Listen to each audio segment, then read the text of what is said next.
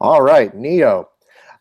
You took on the legendary role of the Tin Man in the Wiz Live. You also wrote an original song for the production. You had some big metal shoes to fill for this role. Talk about making it your own. How did you start? Well, first and foremost, I knew that there was no possible way that I was going to one up Nipsey Russell. It's just not going to happen. What he brought to the character was an energy that only he could bring. So it wasn't about trying to emulate that or whatever the case may be. It was absolutely about making it my own. Trying to figure out who the Tin Man is in 2016 versus the 70s when Nipsey did it. So I've always been told that my heart is bigger than the rest of my body.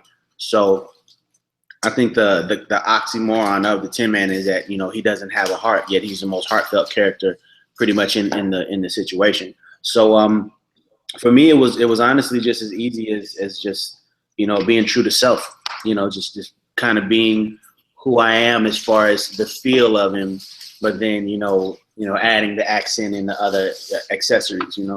That was pretty much it. Right. I mean, he is a very touching character, and he has a very touching arc. When we first meet him, he talks about how he got his heart broken and turned into the Tin Man, and then throughout the course of the production, we see that indeed he does have a heart. So talk about that arc a bit and about playing that.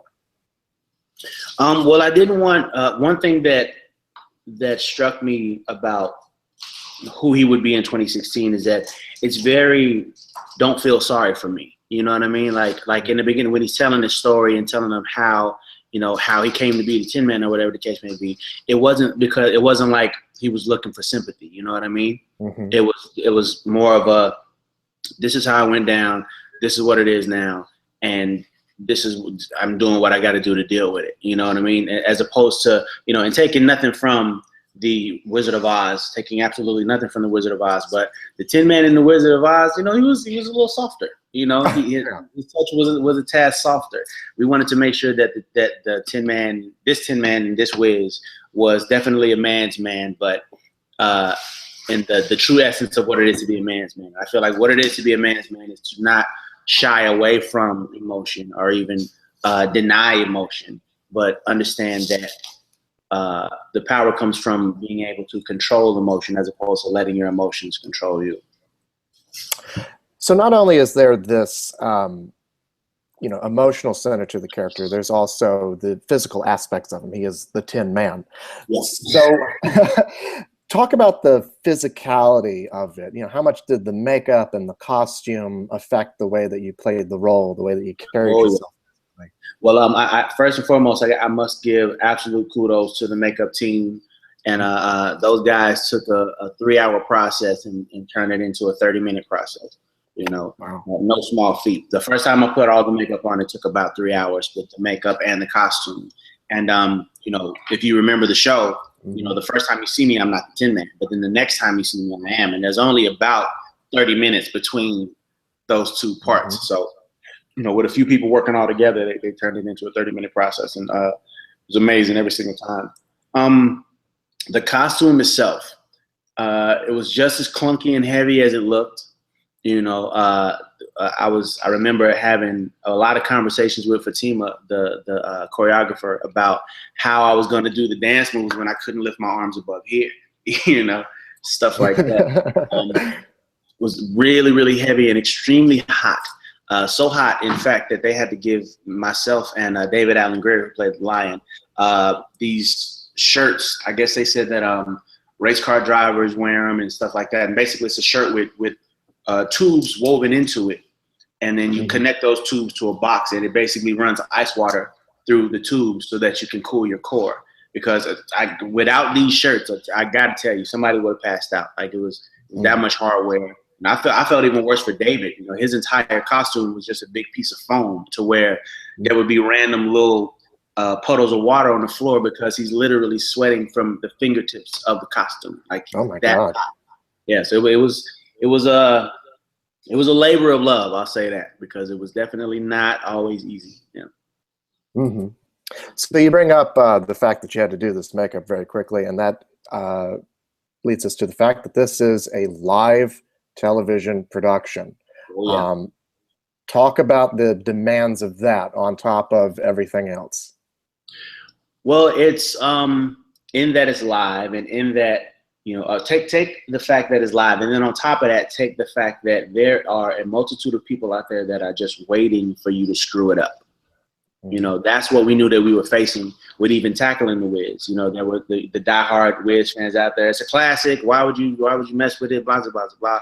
The whole nine. So we just knew that people were out there waiting to see this catastrophe, to see the ship sink.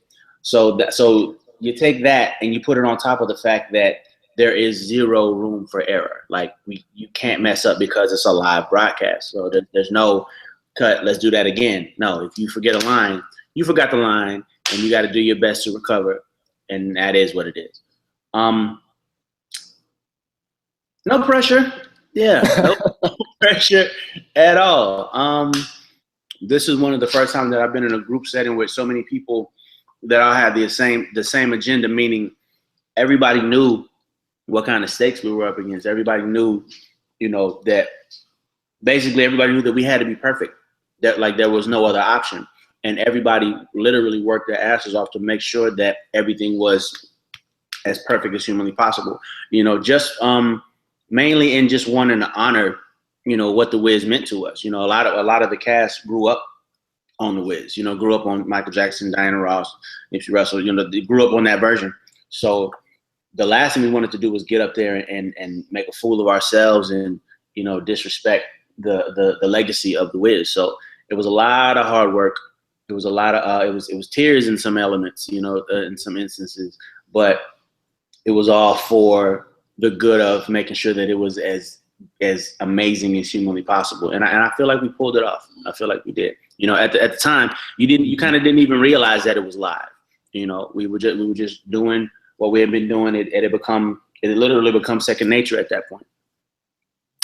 Yeah, it is a great cast. I wanted to ask you about this wonderful ensemble of actors. I mean, you've got legendary David Alan Grier as the Cowardly Lion, and Elijah Kelly, very, very talented actor and singer and dancer, and this wonderful Shanice Williams as Dorothy. I mean, how perfect is she? Talk about working with these guys and rehearsing with them. What was that experience like? Well, I got to say, I was ridiculously and incredibly and pleasantly shocked by David Alan Grier's abilities. Everybody knows, he's one of the funniest people on the face of the planet, in my personal opinion, and never hesitated to take advantage of the opportunity to throw a good one-liner in there whenever we were doing whatever. Always David to do something to make the whole room laugh, and then Kenny got to get everybody back on, level everybody back out. But I didn't know that David Alan Grier started his career in theater. So it's not just the funny. Like, he has the dramatic, he has the vocal ability. Like, he's genuinely a triple threat. Like, he can do it all, and I had no idea. So I had to take my hat off to him, just acknowledging his skill level, and on top of the fact he's just a great guy. He's a really, really good dude, a genuine good dude, not Hollywood good where I'm good because I might need you later on in life, but like just a really genuine good person. Elijah Kelly, I knew before the Wiz. We were in the movie Red Tails together. George Lucas directed. George Lucas and Anthony Hemingway directed a story about the Tuskegee Airmen. So that's where Elijah and I met. And I gotta say, I didn't initially audition for the Tin Man. I initially auditioned for the Scarecrow. Well, that's the one I prepared for. And then when I went in, they had me read for the Tin Man as well. But I just knew that I was going to get the Scarecrow. Right? So when I got the news that I got the Tin Man, it was a little bittersweet because I kind of had my heart set on the Scarecrow. So of course, the only question I had was, well, who's playing Scarecrow? Mm-hmm. So then when they told me that it was Elijah, it softened the blow a little bit because I know of Elijah's abilities. I know that he's amazing at what he does, you know, from the singing to the dancing to the acting, to the musical production. A lot of people don't know that guy can literally do everything. So, you know, I accepted it at that point. Like, that's the dude, so it's all good. But yeah, the world has yet to see what that dude is truly capable of. Keep your eyes open for that guy. And then Shanice was, you know, by the end of it, everybody's little sister or whatever the case may be. And nobody could have ever guessed that was her first time doing anything ever. Like, that was her first anything. But, you know, by the time we actually got on stage and we got the costumes on and was ready to go, she was a seasoned professional. You know, she was right up there holding her own with Stephanie Mills and, you know, and everybody else. And it was amazing just to watch, you know, the transformation, you know, because initially when she first walked in, she was a little shy, a little unsure about, you know, what it is she was capable of. But, you know, through Kenny Leon's direction and you know, everybody else that had their hands on this thing, you know, everybody played their part in just nurturing what was already there, you know. And when I say was already there, I literally mean all we had to do was show her, hey, listen, the thing you're worried about, you got it already. Look, oh, okay, and now you fly. You know, that's what it was. But yeah, I can genuinely say that some lasting friendships, you know, came from this experience for me. Definitely so. How long did you guys have to rehearse this? You know, was it a couple of months or? We were in rehearsal for about 3 months. About 3 months. Yeah. Initially at a rehearsal hall. You know, the actors, the dancers, the singers, like everybody all together. And you know, on this floor they were doing lines, and on this floor they were doing vocal, and then, you know, over here they were doing dance, and you know, and then the last month of it was on the actual stage where we did the show. You know, just getting the blocking right and camera angles and all of that. Yeah. It was a lot. It was a lot. Yeah. Yeah, I just spoke yesterday with your great production designer about those amazing sets. I mean, what was going onto the stage for the first time and seeing those? I mean, what does that add to the experience as an actor? What does that add to your character? For me personally, it added a new element of fear because everything became real at that point. You know, when we got to the stage and we started seeing the sets and how the sets literally came alive. You know, like the whole 3D element of things happening and stuff sliding in and stuff moving out, and just it all became real for me at that point. Like, okay, we're really doing this. Like, this is not rehearsal anymore. Like, this is the big show. So, you know, my heart was beating a little faster that month. But again, it was one of those things where you take that nervous energy and you turn it into gold for yourself, you know. Let's talk a bit about the song that you wrote for the show. It was called "We Got It." Yeah. Obviously, the Wiz is known for its great song score. Were you at all nervous about writing something original for this? Nah, not at all. Are you kidding? Man, I was. You did your experience as a songwriter. Still shake a little bit just thinking about it, man. You know, because the one thing you don't want to do is, for one, you know, take this opportunity and not do anything with it. You know, God forbid anything that I wrote they just didn't like, and like, well, sorry, Neil, you let us down. You don't want that, and then you don't want them to take a chance on you, and the world goes, ugh, what? This should not be in the way, you know. So all of these things that build up on top of you, and you have to deliver. But I gotta say, and I gotta credit Elijah Kelly wrote the song with me. You know, Damon Thomas with the production, and I'm sorry, not Damon Thomas. What's my Harvey? Yeah, Harvey Firestein. Harvey Firestein. Wait, Harvey Mason. Harvey Mason. Harvey Mason. All right, we got it now. Sorry, I've had baby brain for the last 3 months. Yeah. Anyway. Oh, it's okay. Anyway, moving right along.